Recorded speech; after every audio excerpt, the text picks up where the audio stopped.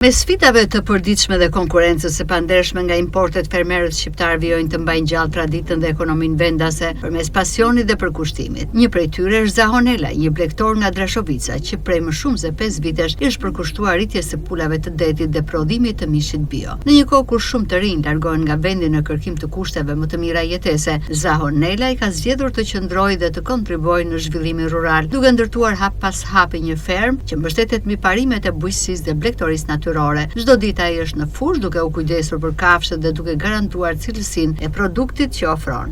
Zahonela, sa krerë ke? Kam 350 co. Këta janë të si vjeshmit? Si vjerëm. Kur fillon puna e tyre për t'i patur gati për festën? Po thuaj, na 15 tetori do filloj me matkat, sipas kërkesave. Pastaj më vonë kaposhat janë më vonë se shitet për vitin, rri më shumë për kaposhat. Ose matkat fillojnë në shtet.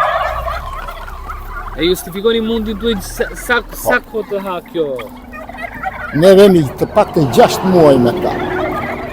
6 muaj rresht. Në qershori deri në 31 vjetor. Në qershor fillon edhe dalin për para. Në qershor. Janë të rritur me vezë? Në një pjesë i kemi nxjerr vetë me matka, një pjesë janë të blerë. Zoqi vegjël. Se nxjerrim edhe vetë me matka. I mbajmë matkat pas vitit të ri, i mbajmë, i shtrojmë, edhe i nxjerrim vetë në shtëpi. Pastaj i bjem aty në kullorë, kemi stanin aty poshtë. Ke vite që rrit kështu? Kemi vite. Sa kohë ke që merresh me? Paktën unë kam 4-5 vjet. Ja vlen mundimi? Po s'kemi çfarë bëjmë edhe mbajmë, po thuaj ndihmë ekonomike, jo se do bëjmë zëngjin me këto ne. Se me pula deti me zbezengjin. Po ushqemi. Sa mund të shkoj kilogrami një? Nuk e di, se dim pazarin, po... Tani për tani sa është?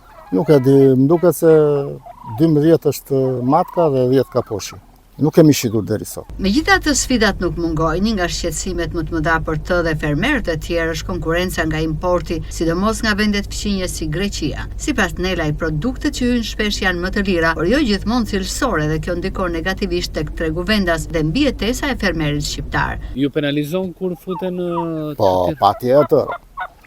Neve edhe sot shiten pula deti të rritura, vina Greqia, na stallat, nuk e di.